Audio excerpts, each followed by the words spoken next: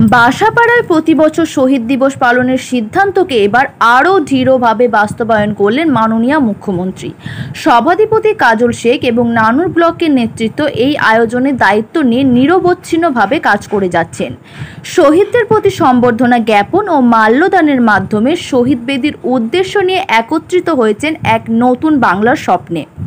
এই মঞ্চে উপস্থিত ছিলেন রাজ্যের মন্ত্রী ফিরহাদ হাকিম, মলয় ঘটক, আশিস ব্যানার্জি, বিকাশ রায় সহ জেলা তৃণমূল কংগ্রেসের অসংখ্য নেতাকর্মী ও হাজার হাজার জনতা। নিজ নিজ বুথ অঞ্চল থেকে আগত তৃণমূলের কর্মী সমর্থকেরা আজ একত্রিত হয়ে শহীদদের প্রতি জানালেন বিনম্র শ্রদ্ধা।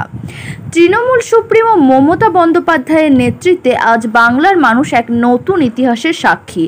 গণতন্ত্রের লড়াইয়ে শহীদদের আত্মবলিদানকে কেন্দ্র করে এই জনসমুদ্র শপথ নিচ্ছে বাংলাকে এগিয়ে নিয়ে যাওয়ার, অন্যায়ের বিরুদ্ধে রুখে দাঁড়ানোর। এ যেন শুধুই একটি রাজনৈতিক সমাবেশ নয়, এ এক আবেগ, এক আত্মত্যাগের শ্রদ্ধাঞ্জলি, এক নতুন পথ চলার দৃঢ় সংকল্প।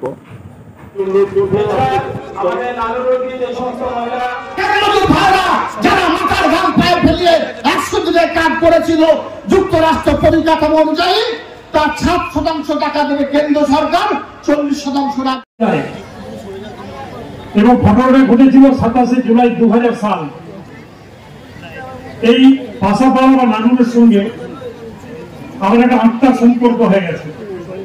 কারণ ঘটনার দিনে তৎকালীন আমাদের মাননীয় রেলমন্ত্রী, বর্তমানে মুখ্যমন্ত্রী মমতা বন্দ্যোপাধ্যায়ের সঙ্গে আমিও কিন্তু বাসাপাড়ায় এসেছিলাম। সেদিন আমিও কিন্তু হাসপাতালে গেছিলাম। যখন হাসপাতালে সারি সারি দেওয়া 11টা মৃতদেহ সাদা চাদরে মোড়া সেখানে রাখা ছিল। আমি খালি একটাই কথা এখানে বলতে এসেছি, শহীদ স্মরণে তৃণমূল কংগ্রেস যেটা করে ভারতবর্ষের কোন রাজনৈতিক দল করে না। শহীদ স্মরণে মমতা বন্দ্যোপাধ্যায় যেটা করেন ভারতবর্ষের কোন নেতা বা নেত্রী করেন না। সেটা 21শে জুলাই হোক বা 27শে জুলাই হোক।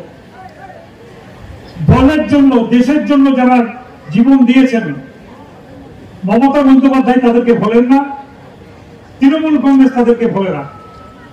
তাই যে 11 জন শহীদ হয়েছিলেন তাদের আত্মার শান্তির জন্য আমরা প্রতি বছর এখানে জমায়েত হই। এবারেও হয়েছে। আগামীকাল আমাদের নেত্রী মমতা বন্দ্যোপাধ্যায় তিনি পায়ে পায়ে হাঁটবেন বোলপুরে, বাংলা এবং বাঙালিদের যে উপর যে অত্যাচার, সেই অত্যাচারের বিরুদ্ধে লড়াই করার জন্য মাননীয় মুখ্যমন্ত্রী মমতা বন্দ্যোপাধ্যায় হতে চলেছেন। তার দৃঢ় করতে, শক্তিশালী করতে, তৃণমূল কংগ্রেস এবং মমতা বন্দ্যোপাধ্যায়কে আরো দৃঢ় করতে আজকে আমরা যারা এখানে উপস্থিত হয়েছি তাদেরকে শপথ নেওয়ার দিন আজকে 27শে জুলাই। যেভাবে অত্যাচার হচ্ছে সারা ভারতবর্ষে বাঙালিদের উপর, বাংলার উপরে, তার প্রতি আছেন আমাদের বীরভূম জেলা থেকে মন্ত্রী চন্দ্রনাথ সিনহা, আছেন আমাদের বিধানসভার ডেপুটি স্পিকার আশিস ব্যানার্জি, আছেন আমাদের কাজল আমার অত্যন্ত প্রিয় অসিত মাল আছেন, আছেন বিকাশ দা আছেন, অভিজিৎ সিনহা আছেন, শেখ শাহনওয়াজ যে হয়তো শহীদ হইতে পারত, তার 2 ভাই শহীদ হয়ে তাকে মানুষের সেবা করার জন্য রেখে দিয়ে গেছেন। বিধানচন্দ্র মাঝি আছেন, সুব্রত ভট্টাচার্য আছেন, লীলাবতী সাহা আছেন এমএলএ, আপনারা সকল এখানে আছেন। প্রথমে শহীদ পরিবারের সবাইকে আন্তরিকভাবে প্রণাম জানাই। শহীদের রক্ত হয়নি কো ব্যর্থ, তার কারণ এই জায়গা থেকে নিয়ে শহীদ যত রক্ত এই জায়গায় বয়েছে, হয়তো বাংলায় অনেক কম জায়গায় এত রক্ত বয়েছে।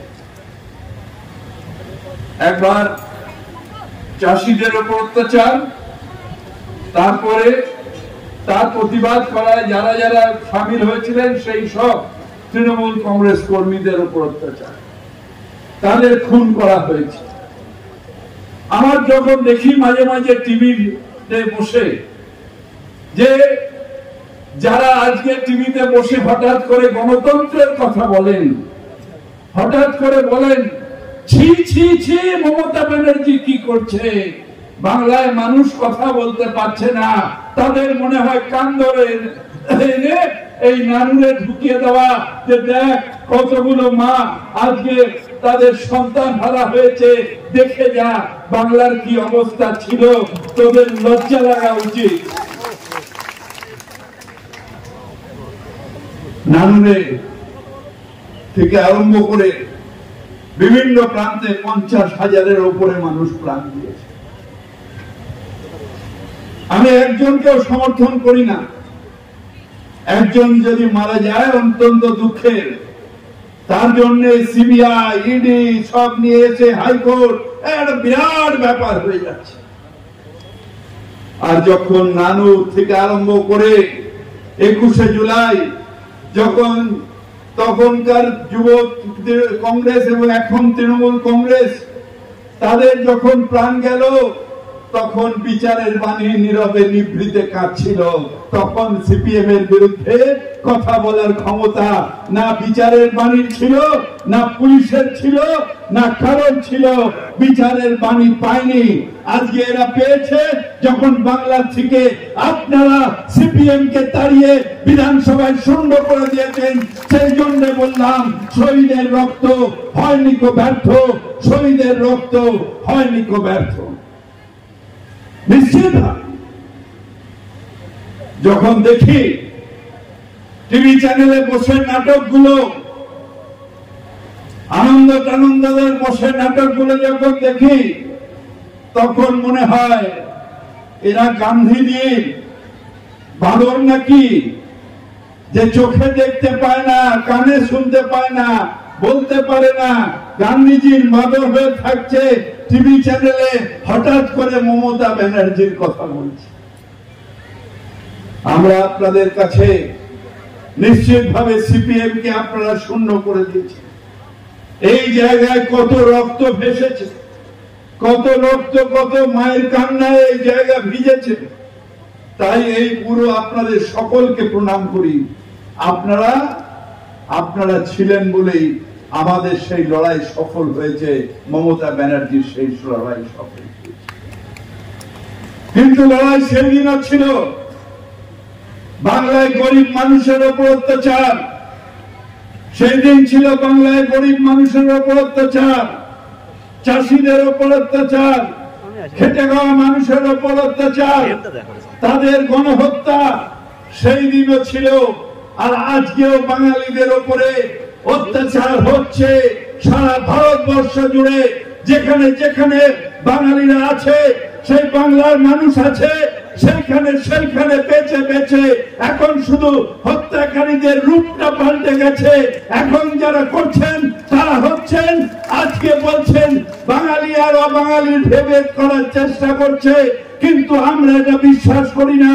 আমরা বিশ্বাস করি আমরা বাংলায় সবাই মিলে একসাথে থাকবো। এখানে যখন মমতা ব্যানার্জি আসবেন কালকে, সেই মানুষটার কাছে, তার পায়ের কাছে প্রণাম করে পদযাত্রা করবেন আমাদের কবিগুরু রবীন্দ্রনাথ ঠাকুর, যিনি বলেছিলেন বাংলার মাটি, বাংলার জল, বাংলার বায়ু, বাংলার স্থল পূর্ণ হোক, পূর্ণ হোক, পূর্ণ হোক হে ভগবান। যিনি বলেছিলেন বাঙালির ঘরে যত ভাই বোন এক হোক, এক হোক, এক হোক হে ভগবান। সেই তার কাছে, তাকে প্রণাম করে সাক্ষী রেখে আবার একটা ভাষা আন্দোলন, যে বাঙালির অধিকার, বাংলার অধিকার, বাংলার মানুষের অধিকার, যেখানে এই খর্ব হবে সেইখানে গর্জে উঠবেন একজন এই ভারতবর্ষ থেকে, তার নাম মমতা বন্দ্যোপাধ্যায়, মমতা বন্দ্যোপাধ্যায়, মমতা বন্দ্যোপাধ্যায়। এই বিজেপি পার্টি প্রথমে ভেবেছিল বাংলাকে ভাগ করবে, হিন্দু মুসলমান করে ভাগ করবে। কিন্তু তারা জানে না যে এই বাংলায় দিদির নাম মমতা বন্দ্যোপাধ্যায় হলে ভাইয়ের নাম ফিরহাদ হাকিম হয়। তারা জানে না যে নজরুলের ভাষায় আমরা বিশ্বাস করি হিন্দু নরা মুসলমানের জিজ্ঞাসা গঞ্জন, কান্ডারি বলে ডুবিছে মানুষ সন্তান মোর মার, সেই কান্ডারির নাম মমতা বন্দ্যোপাধ্যায়। তাই এখন তাদের ছোঁচা মুখ ভোতা হয়ে গেছে, এখন পাল্টে নিয়েছে যে নিশ্চিত হয়ে গেছে যে ভুলভাল 2-4টে 20-25টা সিট হয়তো পাবে, পেলেও পেতে পারে, কিন্তু বাংলায় অস্তিত্বহীন হয়ে গেছে। আজকের যারা বর্বরতার নীলাংশ দিয়েছে, যারা 2000 মানুষকে খুন করেছে গুজরাটে, যারা আজকে গুজরাট থেকে নিয়ে মধ্যপ্রদেশ থেকে নিয়ে সব জায়গায় মানুষ খুন করে, সেই বিজেপি পার্টি বাংলায় অস্তিত্বহীনতায় ভুগছে। তাই এখন তাদের যে জায়গাগুলো, অর্থাৎ এই সেই দিন এই পাশে উড়িষ্যা, আমাদের বাংলার সাথে উড়িষ্যার একটা নিবিড় সম্পর্ক, আমরা অনেকবার করে যাই। যখন ডবল ইঞ্জিন সরকার ছিল না তখন কোনো অসুবিধা ছিল না, তখন আমরা সবাই যেতাম, তারা আসতো, কোনো অসুবিধা নেই। এই পাশে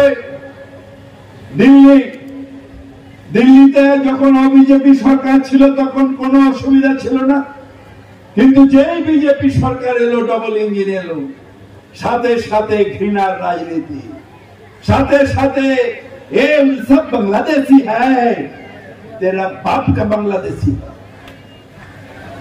বাংলাদেশি, আমরা বাংলাদেশি, আমরা বাংলার মানুষ, আমাদের কারুকার্যে আমাদের যে কাজ, সেই কাজে হয়তো তাজমহল আমাদের এখানকার মানুষ তৈরি করেছে, তাই আমাদের নিয়ে যাওয়া হয়, বড় রাজমিস্ত্রি হিসেবে অনেক কিছু হিসেবে নিয়ে যাওয়া হয়। সেই কাজ ভারতবর্ষ অন্য কেউ করতে পারে না। আর ওখানে গিয়ে আমাদের ছেলেপুলে, আমাদের বাচ্চা, তাদের জল বন্ধ করো, লাইট বন্ধ করো। এই বাংলার উপর অত্যাচার মানছি না, মানব না। সিপিএম অত্যাচার করেছো, আমাদের রক্ত নিয়েছো, আজকে নিশ্চিন্ত একদম জিরো হয়ে গেছো। বিজেপি তোমাকেও বলে রাখি, তুমি অত্যাচার করছো বাংলার উপরে।